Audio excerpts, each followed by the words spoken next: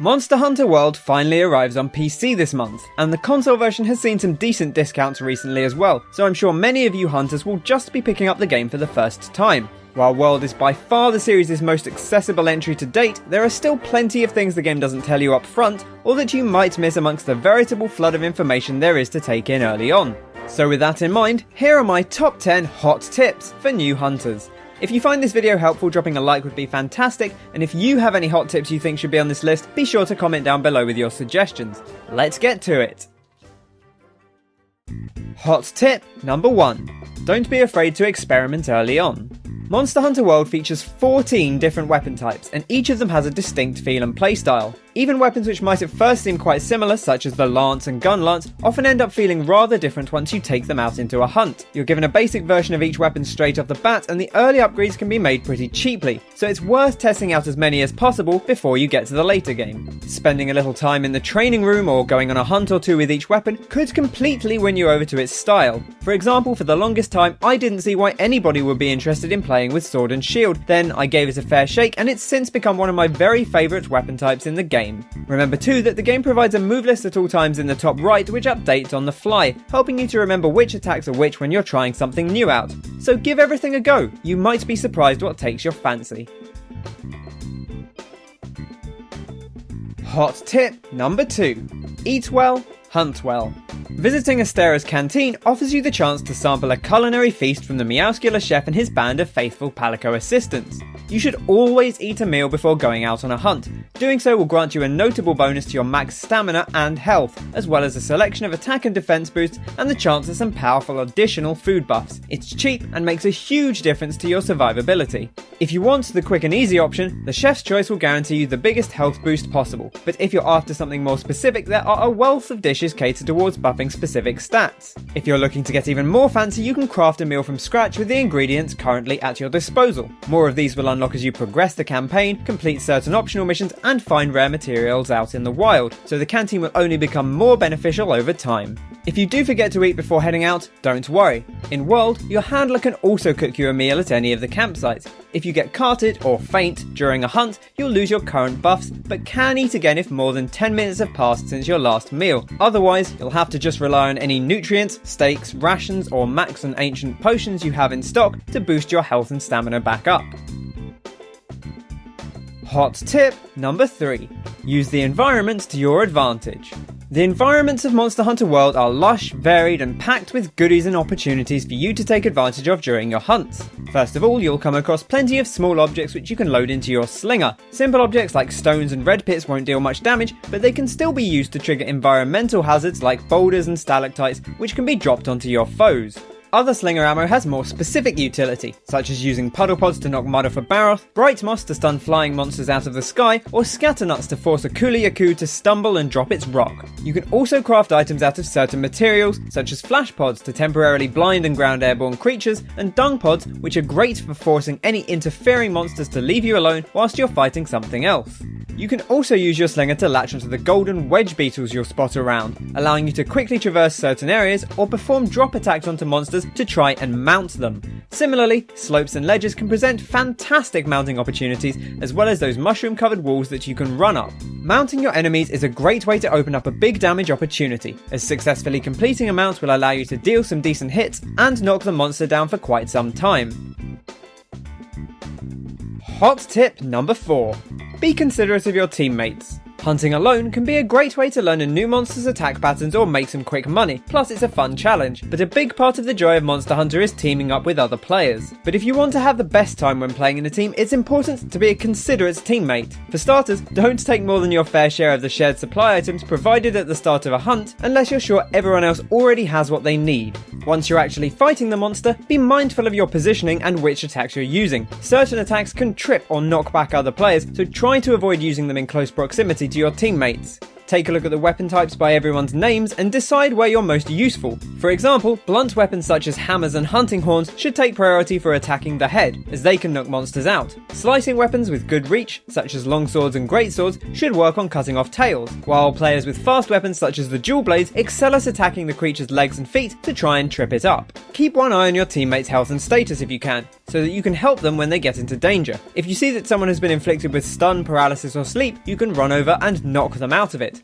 Life powder is the easiest way to help out a fellow hunter when they're in trouble. Toss one in the air and everyone nearby gets healed, only a small amount but often enough to keep you alive in a pinch. It's easy to make, so don't leave town without some. The wide range armor skill will allow you to be even more easily keeping everyone in tip-top shape, if you want to focus more heavily on a supporting role.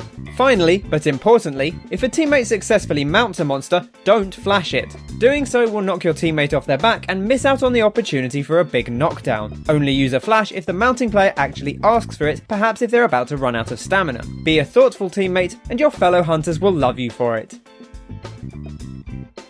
Hot tip number 5. Get down and stay down. You'll face off against many dangerous beasties in Monster Hunter World, so it's important to prioritise staying alive above all else. After all, each feint cuts heavily into your mission rewards, and too many of them will cause the entire hunt to be a write-off. Obviously, your best bet is to stay on the move, utilising the sprint and dodge rolls to steer clear of incoming attacks. Remember that you can also hold sprints to move faster whilst using potions and other items. But when an especially big attack is coming in and you're not sure how to avoid it, remember that the safest place to be is often on the ground. While your weapon is sheathed, sprinting away from a monster and pressing the dodge button will cause your hunter to perform a Superman dive to prone. This is your most powerful evasive tool, as you won't be hit during either the dive or the time you're lying on the ground, even if the attack goes right through you. You're also completely safe from damage while lying on the ground after being knocked down, and you can stay on the ground for longer than normal by simply not pressing any buttons if you think another big hit is incoming. So restrain yourself from the impulse to mash buttons after you get whacked. Hot tip number 6. Remember your ABCs. Always be collecting. When you first start out in World, you'll need resources. The more you have, the more supplies you'll be able to craft back in town, and more supplies means smoother hunts in the future. As you progress through the storyline, you'll start to unlock several ways to gain additional resources passively over time, but it's still well worth grabbing everything you run past while out on a hunt. Flowers, mushrooms, bugs, you name it, you'll probably want it sooner or later. High priority items to keep an eye out for from the get-go are green and blue herbs, honey, blue mushrooms, flash bugs and bitter bugs, but anything you can get your hands on will come in handy eventually. Items with a check mark next to them in your crafting list will be automatically crafted when you pick up the required materials. You can turn this on or off for any items you want the game to make for you in the background. You can also manually craft items mid-hunt if you need to. It's also well worth mining ore spots, gathering from bone piles, and collecting from resource spots, such as unique mushroom colonies. The ores and bones are frequently used for weapon and armor crafting, while items gathered from resource spots will earn you a wealth of research points as well as having a chance to unlock new canteen ingredients. You should make extra effort to collect from any natural resource you spot that is sparkling, as it'll either grant more resources than normal or offer a higher chance at rare items. And don't forget the supply box either. Be sure to check it at the start of every hunt. You don't get to keep first aid kits and rations after a hunt ends, but they're effectively free potions and food, so you should use those up before dipping into your own resources. You do, however, get to keep some other items that you're given, including the bowgun ammo, so if you collect that each time you hunt, you'll be able to build up a stockpile in no time.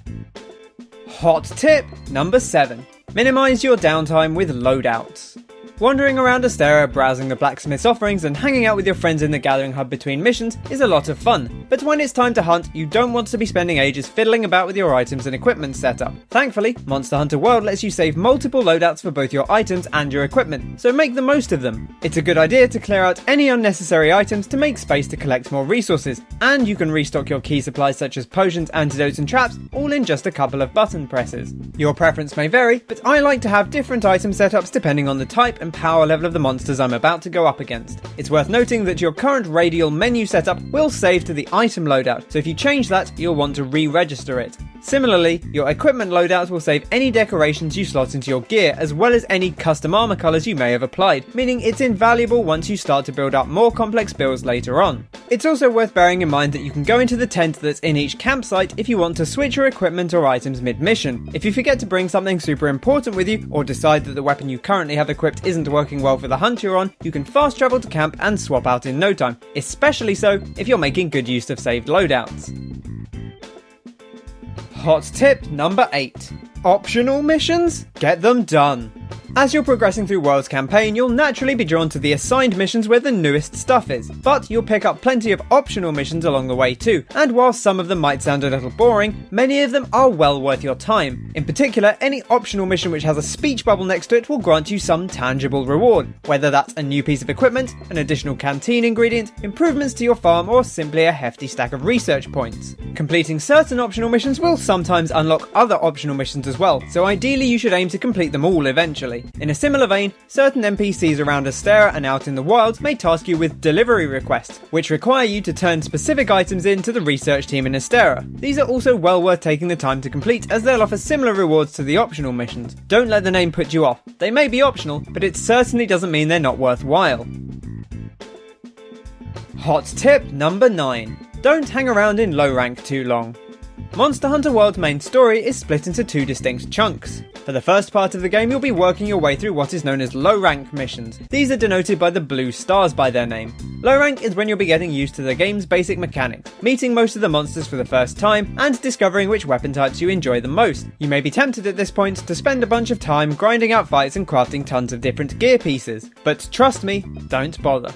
Once you reach the high rank missions, which have orange stars, you'll unlock the ability to craft new variants of all of the different armor sets, as well as a bunch of new ones going forwards. As soon as you hit this point, feel free to make anything that takes your fancy, as you'll be able to upgrade it all the way into the end game. You'll also unlock additional weapon tiers, although these do upgrade from the low rank weapons. High rank is where Monster Hunter World really hits its stride, and it's where you'll spend most of your time with the game. So while you certainly shouldn't rush through the early missions, bear in mind that the game has somewhat of a soft reset partway through, and that's when you'll really want to start considering what gear you want to make going forwards.